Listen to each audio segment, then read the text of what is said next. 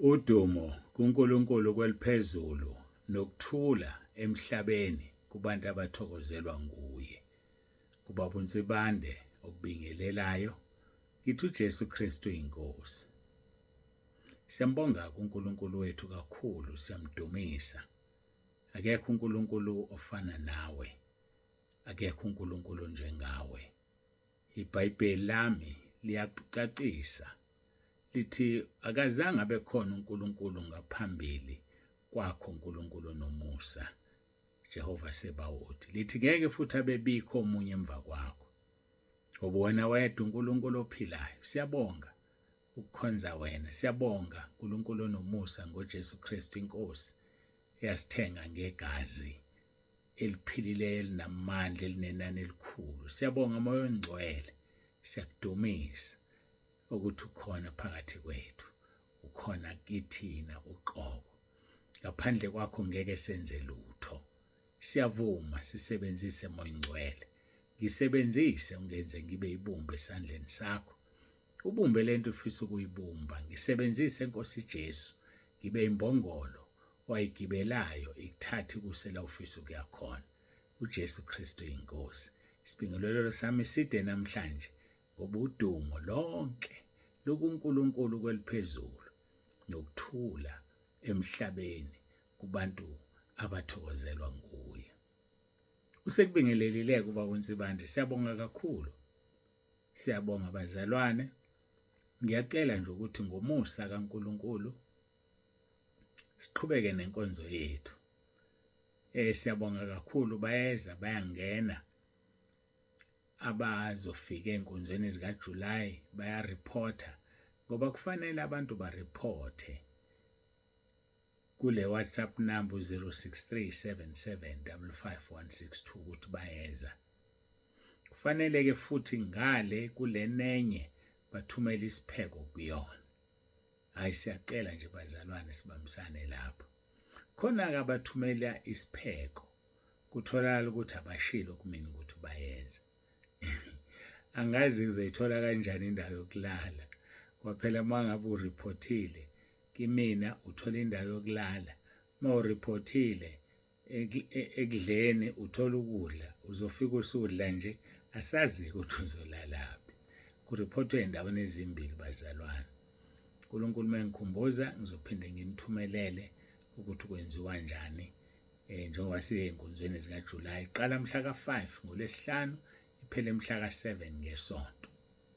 Iy'nsuku nje ezintathu noma ngasithi-ke ezimbili, ngoba uhafu wangoLwesihlanu nohafu wangeSonto. NgoLwesihlanu ntambama ngo-4 kuzongena inkonzo yokuqala. ngeSonto ekuseni sizoba nenkonzo eyodwa bese abazalwane bayahamba baye emakhaya kusakhanya ukuze wonke umuntu afike kusakhanya. Kukhona-ke abasuka kude kakhulu behamba i-public transport ababona ukuthi kuzobe ku-late ukuthi basuke ngeSonto emini. So labo-ke kufanele basho balungiselelwe indawo yabo yokulala ukuze-ke ngomsombuluko ekuseni ngokugcinwa inkosi sibathathe siyobabeka la kunezinto zabo zokugibela. uNkulunkulu anigcine, siyanithanda entabeni yendlu kaJehova. Nonke nisekhaya lezwi siyanithanda. Ngaphezu kwakho konke siyanithanda kwaNsibande. Ngaphezulu-ke kwakho konke lonke uthando ongahle ucabanga olukhona lokho oludlula lukaNkulunkulu. Uyathandwa ezulwini, yezwa? Uyathandwa ezulwini. uNkulunkulu wadela indodana yakhe wayithumela yazokufela isiphambanweni. uNkulunkulu wethu asibheke u-2 Samuel. Uyisimangaliso lapha ku-2 Samuel. Liyavuka nje leli vesi. u-2 Samuel chapter 14 verse 14. Lithi-ke, ngokuba simelwe ukufa, sinjengamanzi achithwe emhlabathini, angenakuqoqwa futhi.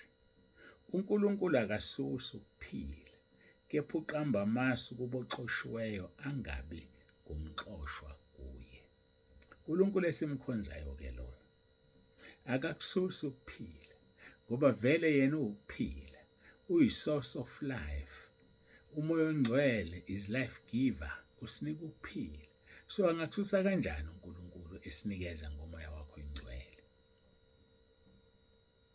Kodwa simele ukufa, kusho ukufa komzimba, simele ukufa. Ngoba mase sifile sinjengamanzi achithwe emhlabathini angena qoqo. Waqoqa amanzi emhlabathini avela shone phansi. Kodwa uNkulunkulu akakususi ukuphila, kepha uqamba amasu ukuba oxoshiweyo angabe ngumxoshwa kuye. Yazi bangakuxosha ekhaya, bangakuzonda izihlobo zakho, baze bakubophisa imithwalo, ingakuxosha indoda yakho, ikubophisa imithwalo. Kodwa uNkulunkulu wethu uqamba amasu ukuba umxoshwa angabe umxoshwa kuyena. Bangakuxosha emhlabeni ngokukubulala phela. Wabona umuntu obulewe usuke exoshiwe emhlabeni, kodwa kuphuma goduka hamba manje. Kodwa uNkulunkulu uqamba amasu ukuba umxoshwa angabe umxoshwa kuyena. Akho asihlaleni-ke kuNkulunkulu wethu. Masihlaleni, ubaba ungumlimi usho njalo uJesu. Yena ungumvino wona. Thina singamagatsha. Ngaphandle kokunamathela kulesiqo asikwazi ukuthela izithelo. Yingakho-ke kuJohn 15:7 ethi uma nihlala kimi namazwi ami ehlala kini nocela enikuthandayo nikwenzele. Icondition nje ukuhlala kuye bese amazwi akhe ahlale kithi. Sesocela noma yini esiyithandayo siyenze. Awenzelwa nje awuhlezi kuye. Awenzelwa nje izwi lakhe alihlali kuwe awulenzi. Yikho usugijima nje uhamba ucela abanye abantu ukuthi bakuthandazise. Ngisho bengakuthandazisa ngeke kulunge lutho ngoba wena ukho kuye. Ufunda uNahume 1:7 lithi uNkulunkulu uJehova muhle, uyinqaba ngosuku lokuhlupheka, uyabaza abaphephela kuye. Okungukuthi akasizi noma ubani, usiza abaphephela kuyena. Abanjani abaphephela kuyena? Abahlezi kulesiqo esinguJesu, ngoba yena uJehova Sebawothi ungumlimi. So masihlaleni kuJesu, masihlezi kuye, kunama-benefits. Athi kuMathewu 6:33 funani kuqala umbuso kaNkulunkulu nokulunga kwakhe, konke okunye kuzonezelwa kini. Ake siyeke lento yokufuna into zikaNkulunkulu sibe singamfuni yena. Ake siyeke lento yokufuna imikhuleko nemithandazo ubungafuni ukuvuma izono zakho, ubungafuni ukukhuleka uRoma 10:9 zonke izinsuku. Ngeke kukusize ngoba yena uNkulunkulu uyabona ukuthi uma unsibande kukhulekela wena uzothi ungaba right, uqhubekela ugcine khona ngezono zakho. Shizono usondele kuNkulunkulu uzobona, uzoguqa kanye. Athi kuMahubo 34:7 indlebe yakhe ikukho ukukhala kwabangcwele. Bakhala kanye nje, agxuma bheke phezulu uJehova Sebawothi athi mntanami ufuna ngikwenzeleni? Ayike asidlule isingeniso sibe side nokho ngoba sesicishe sahlanganisa 9 minutes. Kanti sisaye enkonzweni abantu abayilangazelele kakhulu bafuna ukwazi ukuthi ubani lo namandla kangaka ovimba ukwambula komphiko uKristu. Kodwa sisazoqala-ke ngobunye ngokukaJohn chapter 17 sifunda uverse 20 noverse 21. Khuleko kaJesu ezikhulekela yena nabafundi bakhe nathi sonke sikholwayo. Verse 20 angiceleli laba bodwa kepha nalabo abakholwa yimi ngezwi labo ukuze bonke babe munye njengalokhu wena babukimi nami ngikuwe kuba nabo babe kuthina ukuze izwe likholwe ukuthi wena ungithumile. Bese sesodlula-ke siye kuleli vesi baseThesalonike besibili. Kunjalo? Hawu. Nakho ngasafika sengifikile. AbaseThesalonika besibili uverse 5 kuya ku8. Anikhumbuli yini ukuthi ngisekhona kini nganitshela lokho na? Senikwazi okumbambezelayo uzambulwe ngesikhathi sakhe. Nansi inkinga yethu-ke thina sikwazi. labo ayesebatshelile umpostoli Paul bayakwazi ukumbambezelayo, thina bazalwane asikwazi. Verse 7, ngokuba imfihlakalo kungabi namthetho siyasebenza kuphela ukuze kudediswe yena ombambezela manje. Hayibo, lo mbambezelayo njengamanje uyena ofanele adediswe. Verse 8, lapho-ke uzokwambulwa lo ongenamthetho eyakumqeda iNkosi uJesu Kristu ngomoya womlomo wayo, imchithe ngokubonakala kokufika kwayo. Ngike ngayichaza-ke leyo kancane ukuthi lo moya womlomo wakhe yini kanti le? Kathi inkemba. Uma uthola la kuchazwa khona ngeNkosi uJesu, Isambulo chapter 1. Isambulo chapter 1 echazwa, ngizoqala lapha mhlawumbe ngiqale ku-verse 12, kodwa kakhulu ngifuna ukukhuluma ngomoya womlomo wakhe. Uthi-ke umpostoli uJohane wayesengasabona esesiqhingini sasePatmos, kodwa ebonisa umbono. Ngaphenduka kuba ngibona izwi ebelikhuluma nami, kuthe ngiphenduka ngabona izinto zezibane eziyisikhombisa zegolide, nofana nendodana yomuntu ephakathi kwezinto zezibane, embethe ingubo ekhawula ezinyaweni ezibophe ngebhande legolide ezibeleni. Izingubo egqokwa uJesu. Verse 14, futhi ikhanda lakhe nezinwele zakhe kumhlophe njengoboya bezimvu, njengeqhwa, namehlo akhe enjengamalanga bomlilo. Amehlo la akabhekeki bafowethu, akabhekeki. Kakhulu uma unezono nje akabhekeki. Amehlo akhe njengamalanga bomlilo. Verse number 15, nezinyawo zakhe zifana nethusi elikhazimulayo. Unezinye inyawo bakithi ziyakhazimula. Nezinyawo zakhe zifana nethusi elikhazimulayo, sengathi zazishiswe esithandweni. Nezwi lakhe lalela ivoice, nezwi lakhe linjengenhlokomo yamanzi amaningi. Mayikhuluma, yabona amanzi amaningi, mayikhuluma kube ngathi amanzi amaningi. Verse 16, futhi wayephethe izinkanyezi eziyisikhombisa esandleni sakhe sokunene. Ephethe izinkanyezi eziyisikhombisa. Kanti wayenjani? Kwakunezinto zezibane ehamba phakathi kwazo, ephetheke la izinkanyezi eziyisikhombisa. Nasemlonyeni wakhe kwaphuma inkemba ebukhali esikanhlangothi zombili. Nanso-ke le nkemba ayoqeda ngayo umphiko uKristu, okukhulunywa ngayo kuverse 8 wabaseThesalonika besibili uchapter 2. Uthi uverse 8, lapho-ke uzokwambulwa lo ongenamthetho eyakumqeda iNkosi uJesu Kristu ngomoya womlomo wayo, imchithe ngokubonakala kokufika kwayo. Sokuthi kubizwa ngomoya nje ngoba akekho umuntu ongahlala nenkemba phakathi kwakhe. Umoya, kodwa mayisethanda uyashintsha lo moya ube yini? Ube inkemba. Inkemba esinikeziwe eyizwe likaNkulunkulu. Inkemba yizwe likaNkulunkulu esithi masilikhuluma silikhiphe emlonyeni lihlabe lize lihlukanise amalunga nomkantsha, lihlukanisa umoya nomphefumulo. Leli izwi lihlulela imicabango nezizindlo. Imicabango yisono, izizindlo yisono, ngoba leli izwi lihlaba lahlukanise. Hayi akukho okusithekile ungekho obala ukuyovela obala ngalelo langa. So kumuntu oqala ozozwa ngalenkemba iphuma kuJesu uqobo lwakhe umphiko uKristu. Hayi thina-ke siyayikhipha ngapha nangapha yethu ayinawo amandla njengeNkosi uJesu, kodwa uSathane siyamshaya ngayo, amadimoni siyawaxosha ngayo.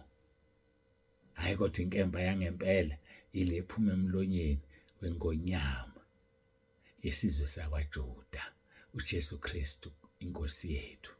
Hayi-ke leyo-ke hayi ithi mayiphuma ngathi kuduma amanzi amaningi lisho njalo izwi nasemlonyeni wakhe kwaphuma inkemba ebukhali esikanhlangothi zombili nobuso bakhe bunjengelanga likhanya ngamandla alo sesikhathele abantu besibuza ukuthi uJesu umbala muni besitshela ukuthi uJesu umlungu webazalwane uJesu engene umlungu Jesu akayena umlungu uJesu ikhala yakhe ikhanya ngaphezulu kokukhanya kwelanga awubheka ilanga uyakwazi ukulibheka ilanga phumela phandle libalele namhlanje angazi uma libalele endaweni zonke bese uyalibuka ilanga ngamehlo akho uJesu ke loyo ikhala yakhe ke leyo ngitshela ukuthi ilanga limbala muni liwumlungu ilanga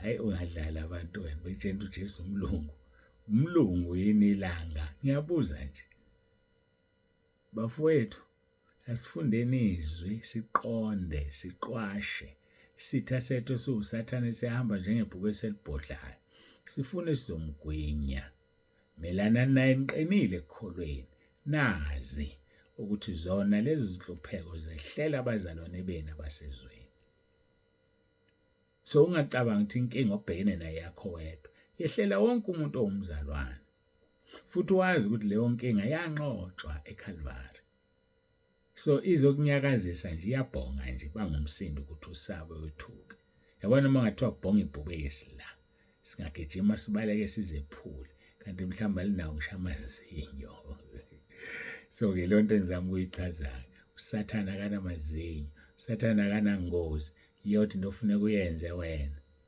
ukufana nalo okhanya njengokukhanya kwelanga ukufana noNkulunkulu omlilo oqothulayo akusondeli sathane kuwe akusondeli mademoni kuwe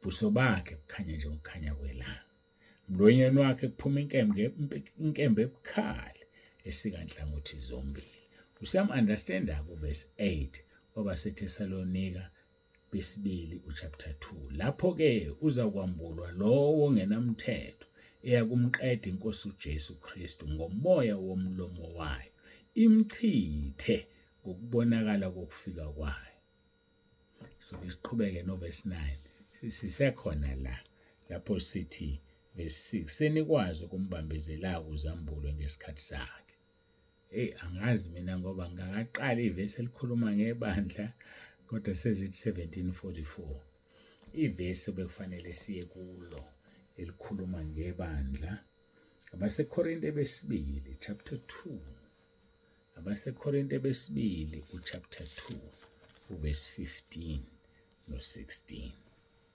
kodwa ngithanda uqala ku14 uthi kodwa makabonge uNkulunkulu osihola njalo odendweni lokunqoba kuKristu nobonakalisa ngathi iphunga lokwazi kwakhe ezindaweni zonke verse number 15 ngokuba siyiphunga elimnandi likaKristu kuNkulunkulu yileli engilifunayo 15 no16 siyiphunga elimnandi likaKristu kuNkulunkulu kubo abasindiswayo nakubo abalahlwayo verse 16 kulaba sikusho abalahlwayo okugcinwe ngabo kulaba siyiphunga lokufa kube ngukufa kodwa kulabo oqalwe ngabo ukuthi abasindiswayo siyiphunga lokuphila kube ngokuphila kubani ongangalokho na ayike sengiyayivala la ngokugcinwa inkosi kusasa sibheka uverse 15 and 16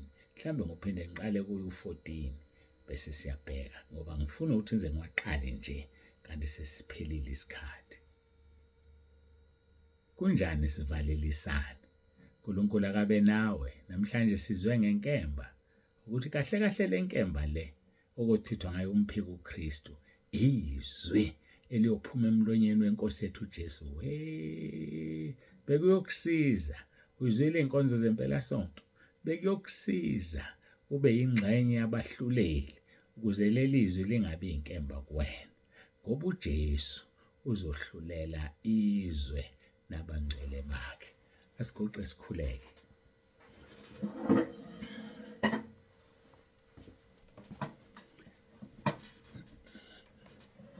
Baba, egameni likaJesu ophilayo, uNkulunkulu wethu onomusa, siyabonga uthando sithande ngalo. Siyakubonga Nkosi, siyabonga.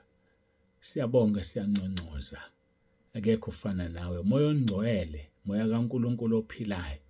Sibonga ukuguqa, sikhuleke, sikhothame phambi kobuso bakho.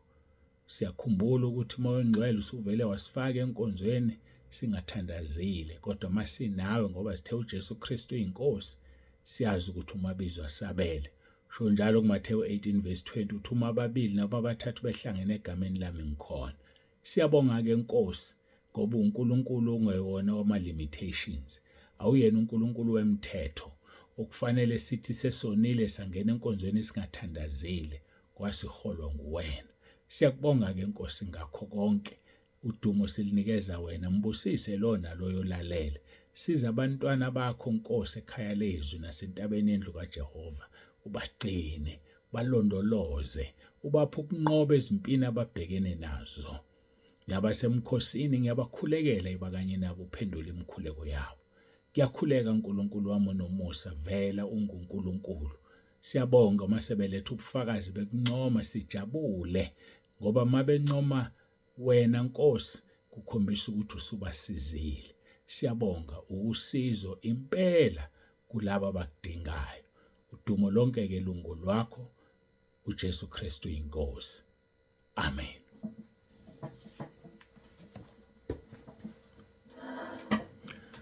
Hayi-ke siyambonga kakhulu uNkulunkulu bangcwele, siyamdumisa, akekho ofana naye, akekho njengaye. Baba uNsibande uthi uJesu Kristu inkosi.